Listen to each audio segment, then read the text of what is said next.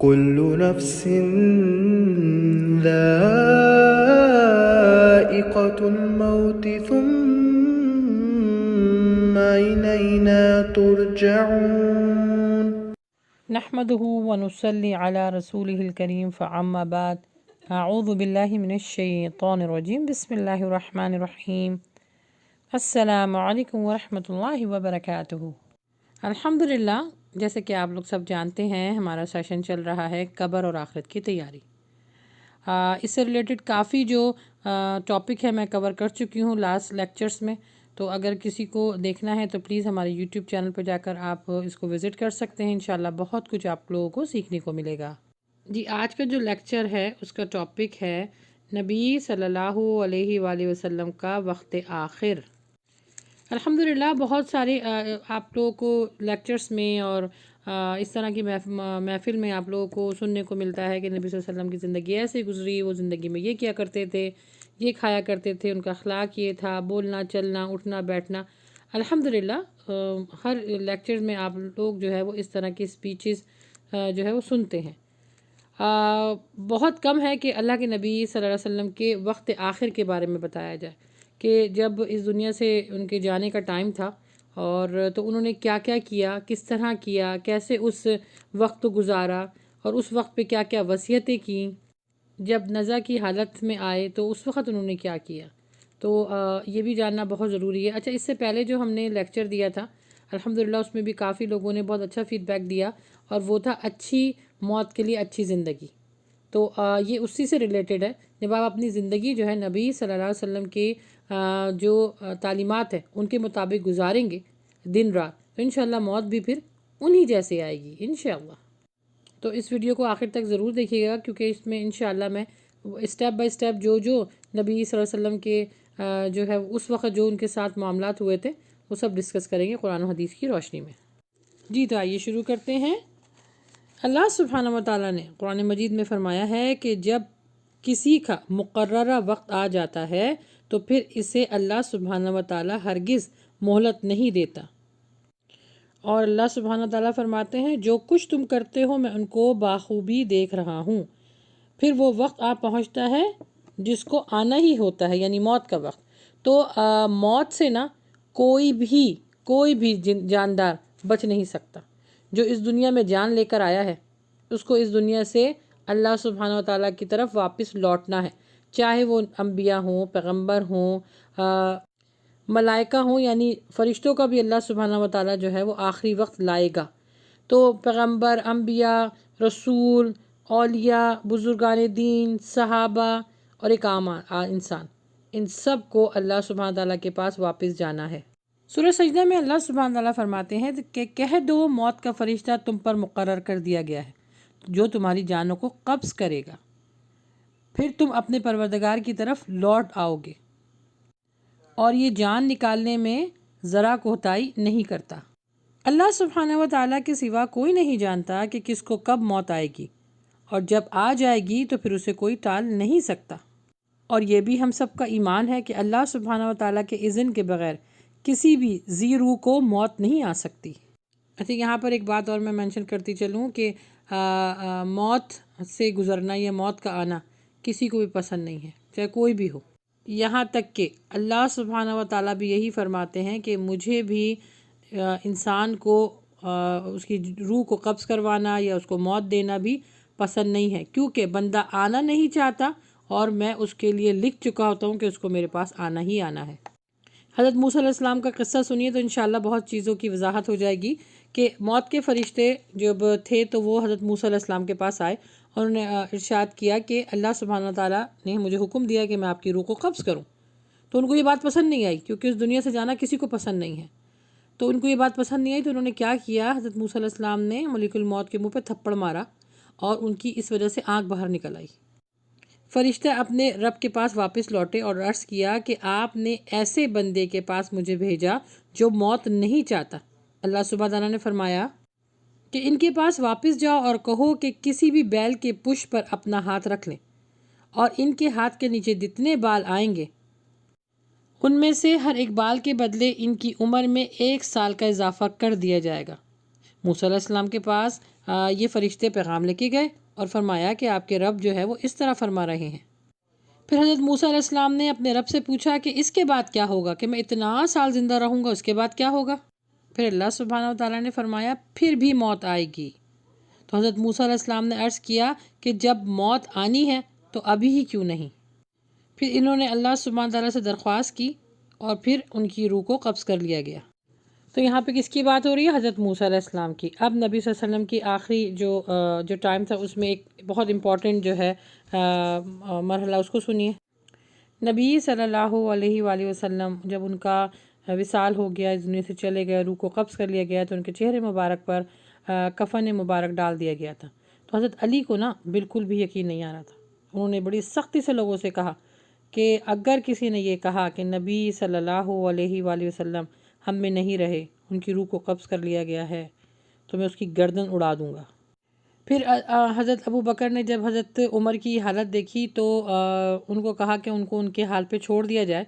اب اس لیے حضرت ابو بکر کے تو وہ داماد بھی تھے اللہ کے نبی صلی اللہ علیہ وسلم، تو انہوں نے بڑے دل پر پتھر رکھ کر حضرت عائشہ کے حجرے میں گئے اور وہاں پر نبی صلی اللہ علیہ وآلہ وسلم کا کفن مبارک ہٹایا اور ان کے ماتھے پر بوسہ لیا۔ تو میت کو بوسہ لینا بھی سنت ہے۔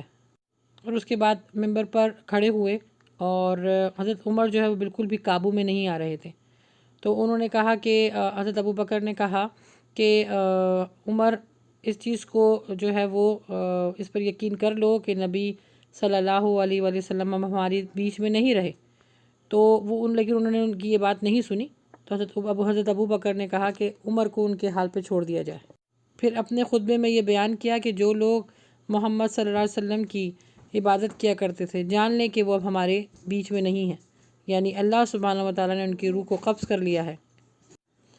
اور جو اللہ کی عبادت کرتے ہیں جان لیں کہ اللہ سبحانہ و تعالیٰ کو کبھی موت نہیں آئے گی، وہ زندہ ہے، ہمیشہ رہے گا۔ اسی لیے اللہ سبحانہ تعالیٰ نے سورہ نساء میں فرمایا ہے کہ تم جہاں کہیں بھی ہو موت تمہیں آ پکڑے گی، اگرچہ تم مضبوط قیلوں میں کیوں نہ ہو۔ جی اب بات کرتے ہیں سفر آخرت کی، یعنی اللہ کی نبی صلی اللہ علیہ وسلم کا جب آخری وقت تھا تو کیا کیا ہوا۔ وفات سے پہلے کچھ جو لوگ وہاں پر ہوتے ہیں ان کے اوپر کچھ ذمہ داریاں عائد ہوتی ہیں، اور نبی صلی اللہ علیہ وسلم کے پاس بھی جو لوگ بیٹھے تھے انشاءاللہ اس کو بھی میں تذکرہ کروں گی کہ کس طریقے سے انہوں نے جو کچھ کہا اور وہ وصیت بھی بنی اور اس پر عمل بھی کیا گیا۔ اللہ کے نبی صلی اللہ علیہ وسلم کی آخری وقت میں نا بہت ان کی طبیعت خراب تھی، یعنی ان کو بخار بہت تیز تھا، سر میں درد بہت تھا اور بخار بہت تیز تھا۔ اچھا یہاں پر ایک بات اور میں مینشن کرتی چلوں کہ جب ہم دیکھتے ہیں نا کہ کسی کی طبیعت زیادہ خراب ہے تو صبح شام جو ہے وہ ہم جھمکٹا لگا لیتے ہیں اور اس کو تکلیف دیتے ہیں۔ کوشش یہ کریں کہ کسی بھی طریقے سے اس کا حال چال پوچھ لیں، لیکن اس کے ساتھ مستقل بیٹھنا یہ اس کے لیے بھی تکلیف دہ کا باعث بنتا ہے، کیونکہ دیکھیں زیادہ بیمار انسان کے پاس موجودہ لوگوں کا فرض یہ ہے کہ وہ اس کو ایسا موقع دیں کہ جس سے وہ زندگی میں محبت کرتا ہو یا جو سمجھتا ہو کہ میرے آخری ٹائم پر وہ میرے ساتھ بہت پرخلوص ہوگا، تو اور وہ کچھ ہو سکتا ہے کچھ وصیت کرنا چاہ رہا ہو، کوئی ضروری بات بتانا چاہ رہا ہو، تو اس کو موقع دیں کہ وہ ساتھی اس کے پاس زیادہ رہے جس کے اوپر وہ اعتماد کر سکے۔ کیونکہ اللہ کے نبی صلی اللہ علیہ وآلہ وسلم نے وفات سے پہلے آخری ہفتہ اپنی محبوب ترین بیوی سیدہ عائشہ کے مکان میں قیام فرمایا اور وہیں آخری لمحات تک آپ صلی اللہ علیہ وسلم کے قریب ترین وہی رہیں اور کافی چیزوں کی انہوں نے وصیت کی۔ اسی طرح ایک عام شخص کے لیے بھی ہے کہ اگر وہ کوئی وصیت کرنا چاہے تو جو اس کے پاس قریبی شخص ہو جس کے اوپر وہ اعتماد کرتا ہو اس کو وہ وصیت کرے۔ نبی صلی اللہ علیہ وسلم نے وفات سے 5 دن پہلے کچھ وصیتیں فرمائی تھیں، اور انشاءاللہ اس کے بعد والے لیکچر میں پریکٹیکل وے میں ہم آپ لوگوں سے وصیت نامہ لکھوائیں گے انشاءاللہ۔ میں خود بھی جو ہے آپ لوگ کو لکھ کے دکھاؤں گی اور آپ کے ساتھ جو PDF شیئر کر دیا جائے گا۔ وصیت نامہ لکھنا بہت ضروری ہے، اور حدیث یہی ہے کہ کسی بھی مسلمان کے لیے جس کے پاس قابل وصیت کوئی مال ہو درست نہیں کہ وہ 2 راتیں بھی وصیت کو لکھے بغیر اس دنیا سے گزر جائے۔ یہ صحیح بخاری کی حدیث ہے۔ تو انشاءاللہ وصیت نامے میں یہ ساری باتیں لکھی جائیں گی کہ ہمارے جانے کے بعد کوئی بدعت نہ ہو، کوئی شرک نہ ہو۔ انشاءاللہ ایک چیز میں آپ لوگوں سے شیئر کروں گی، ٹھیک ہے۔ نبی صلی اللہ علیہ وسلم کی بھی وصیت یہی تھی کہ میرے قبر کو بت خانہ نہیں بنانا، اور ایک روایت کے مطابق ہے کہ نبی صلی اللہ علیہ وسلم نے یہ فرمایا یہودی نصارہ پر اللہ کی لعنت کہ انہوں نے اپنے انبیاء اور صالحین کی قبر کو سجدہ گاہ بنا لیا۔ دیکھیے یہاں پہ نبی صلی اللہ علیہ وسلم کتنے واضح طور پر بتا رہے ہیں، اور ہمارے انڈیا پاکستان میں آپ دیکھ لیجیے کیا حال ہے کہ جو مزار ہیں ان کو اتنا سجا دیا گیا ہے، اتنا پکا کر دیا گیا ہے، وہاں پر لوگ سجدہ کرنے سے گریز نہیں کرتے، ان سے مانگتے ہیں، اولاد ہے تو ان سے مانگ رہے ہیں، رزق میں کمی ہے تو ان سے مانگ رہے ہیں، جاب کا مسئلہ ہے تو ان کی قبر پہ جا کے چڑھاوا چڑھا رہے ہیں۔ یہ سب ہندوانہ شرک ہے، ہندوانہ رسمیں ہیں، یہ شرک ہے۔ قبر پر سجدہ کرنا شرک اکبر ہے، اور یہاں نبی صلی اللہ علیہ وسلم کیا وصیت کر رہے ہیں کہ میری قبر کو سجدہ گاہ مت بنانا۔ جنہوں نے قبروں کو پوجا، سجدہ کیا، ان کا ایمان ختم ہو گیا، ضائع ہو گیا۔ وہ جن سے آپ مانگ رہے ہیں وہ تو ان کا معاملہ اس دنیا سے ختم ہو چکا ہے۔ اور انڈیا پاکستان میں اللہ معاف فرمائے ایک بہت بڑا جو ہے مکتب فکر کے لوگ ہیں، وہ جو قبر کی سجدہ کرنا ایک عام سمجھتے ہیں، ایک عام چیز سمجھتے ہیں۔ یہاں پر لعنت فرمائی جا رہی ہے۔ میں آپ کو ایک قصہ سناؤں، یہ کوئی حدیث نہیں ہے لیکن ایک قصہ ہے سمجھانے کے لیے، کہ ایک شخص جو ہے وہ قبر کو بہت پوچھتا تھا، قبر والوں کے اوپر جو ہے وہ جا کر فاتحہ خوانی کرتا تھا۔ تو ایک دن اس کی حالات خراب ہوئے، جاب چلی گئی، تو جاب چلی گئی، جاب جانے کے بعد پھر وہ بیماری میں مبتلا ہو گیا، بیماری ایسی لگ گئی کہ جو ہے وہ اپنے بستر سے لگ گیا، لیکن قبر پہ جانا نہیں چھوڑتا تھا۔ قبر پہ گیا اور وہاں پر جا کے صاحب قبر سے کہہ رہا ہے کہ مجھے جو ہے جو بیماری لگ گئی ہے مجھے اس بیماری سے نکالیں، مجھے جو ہے شفا عطا کریں، مجھے جو ہے رزق عطا کریں۔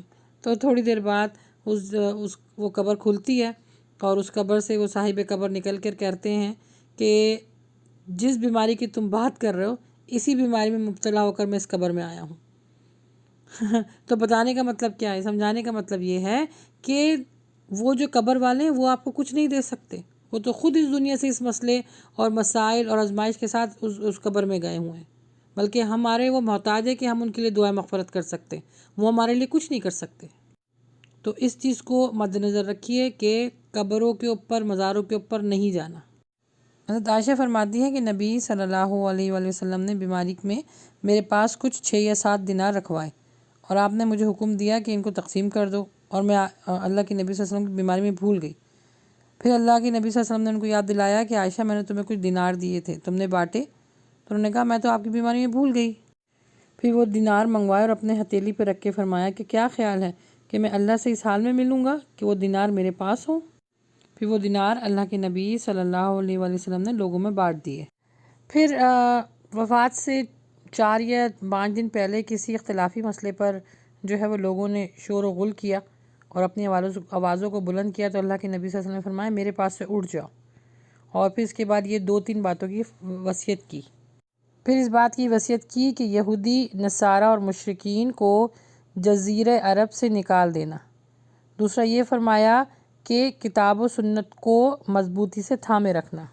اللہ کے نبی صلی اللہ علیہ وآلہ وسلم کو طہارت اور پاکی کا حالت نظم میں بھی اتنا ہی خیال تھا جتنا کہ وہ اپنی حیات مبارکہ میں کیا کرتے تھے۔ آپ صلی اللہ علیہ وسلم نے اپنی وفات سے قبل آخری دن اللہ سبحانہ وتعالیٰ سے مخاطب ہونے کے علاوہ جو آخری عمل فرمایا وہ تھا مسواک کرنا۔ اتنی شدید ان کے اوپر بیماری کا غلبہ تھا اور سختی تھی کہ اپنے اوپر انہوں نے تکیہ لیا ہوا تھا۔ تو حضرت عائشہ فرماتی ہے کہ میرے بھائی ایک تازہ مسواک لے کر آئے، اور نبی صلی اللہ علیہ وسلم اس مسواک کو دیکھ رہے تھے، تو میں نے ان سے کہا کہ میں آپ کو یہ مسواک کو نرم کر کے دوں، تو آپ نے خوشی کا اظہار کیا۔ پھر میں نے اپنے دانتوں میں رکھ کے اس کو نرم کیا اور پھر نبی صلی اللہ علیہ وسلم کو دیا، اور انہوں نے اچھی طریقے سے اپنے دانتوں کو صاف کیا۔ دیکھیے صفائی ستھرائی کا کتنا خیال رکھتے تھے، کتنا۔ ہمیں بھی چاہیے کہ ہر وقت ہم جو ہے اپنے دانتوں کو مسواک سے جو اچھی طریقے سے صاف کریں۔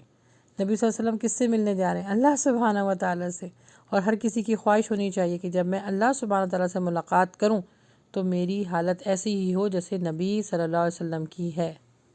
دیکھیں نا، ہم کہیں اگر کسی سے ملنے جاتے ہیں یا پھر ہم جاب پہ جاتے ہیں، اسکول جاتے ہیں، یا کوئی بھی صبح کا جب ہم جو دن کا آغاز کرتے ہیں تو ہم برش کر کے کرتے ہیں کہ بھئی ہمارے منہ سے بو نہ آئے۔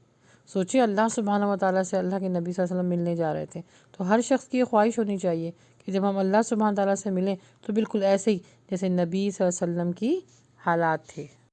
پھر اس کے بعد حالت نزا ہونے کی وجہ سے آپ نے جو اللہ کے نبی صلی اللہ علیہ وسلم کو سنت اذکار کرتے ہوئے بھی سنا اور مسنون دعائیں پڑھتے ہوئے بھی سنا حضرت عائشہ نے۔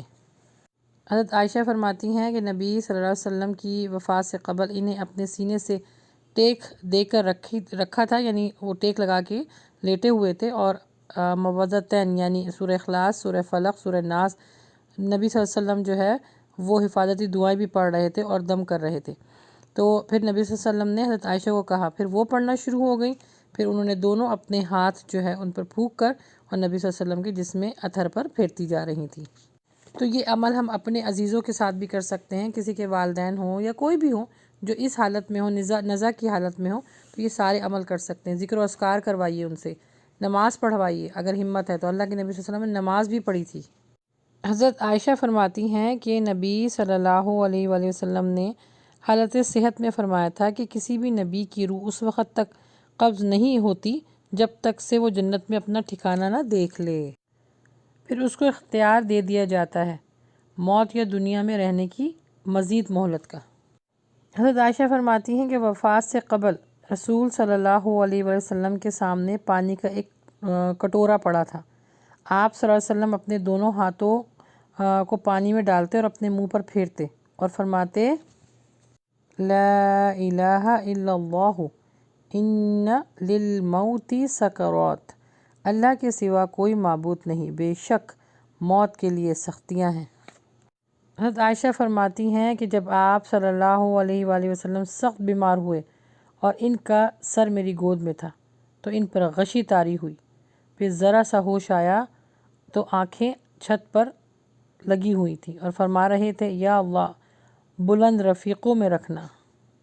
اس وقت میں سمجھ گئی کہ آپ کو اختیار دیا جا رہا ہے، مگر آپ نے اللہ سبحانہ تعالیٰ سے ملاقات کا ارادہ کر لیا۔ آخر میں اللہ کے نبی صلی اللہ علیہ وآلہ وسلم نے اپنے ہاتھ اٹھا اور فرمایا، اللہم اغفر لی وارحمنی والحقنی بالرفیق الاعلیٰ، اے اللہ مجھے بخش دے، مجھ پہ رحم فرما اور مجھے رفیق اعلیٰ اپنی بلند ذات سے ملا دے۔ پھر نزع کی حالت میں رہے اور موت کی سختی میں رہے اور پھر ان کی آنکھیں بند ہو گئیں۔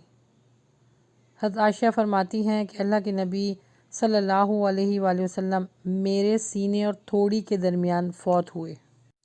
بوقت فوت آپ صلی اللہ علیہ وآلہ وسلم کی تکلیف دیکھنے کے بعد میں نے کبھی کسی کے بارے میں تکلیف کم ہونے کا تصور نہیں کیا۔ ہر انسان کو اس موت کی تکلیف سے گزرنا ہے۔ آخر میں نبی صلی اللہ علیہ وآلہ وسلم نے اپنی موت سے پہلے امت کو یہی تلقین کی اور رو رو کے تلقین کی کہ میری آنکھوں کی ٹھنڈک نماز ہے، میری آنکھوں کی ٹھنڈک نماز ہے، اے امتیوں نماز کو نہ چھوڑنا، اے امتیوں نماز کو نہ چھوڑنا، کیونکہ انسان کے کفر اور ایمان میں فرق صرف نماز کا ہے۔ بس آخری ان کا کلام یہی تھا کہ اللہ مجھے رفیق اعلیٰ سے ملا دے، اے اللہ مجھے رفیق اعلیٰ سے ملا دے۔ بس ان کی آنکھیں بند ہو گئیں اور وہ اس دنیا سے چلے گئے، اور لوگوں کی آہیں، سسکیاں اور آواز اس کلمات کے ساتھ بلند ہونے لگے، اِنَّا لِلَّهِ وَإِنَّا إِلَيْهِ راجعون، اللہم صلی علی سیدنا و مولانا محمد وبارک وسلم۔ بس دعا یہی ہے کہ اللہ سبحانہ و تعالی ہمارا ایمان پر خاتمہ کر، آمین۔ اس کے بعد انشاءاللہ جو لیکچر آئے گا وہ وصیت کے بارے میں ہوگا۔ جیسے میں نے بتایا کہ وصیت لکھوائی بھی جائے گی، اور جو ساری بدعت اور شرک ہیں وہ بھی وصیت نامے میں لکھائی جائیں گی کہ یہ سب کچھ میرے جانے کے بعد نہیں ہونا چاہیے انشاءاللہ۔ تو وہ بھی ٹاپک بہت اہم ہوگا۔ تب تک کے لیے مجھے اجازت دیجیے، وآخر دعوانا ان الحمد للہ رب العالمین۔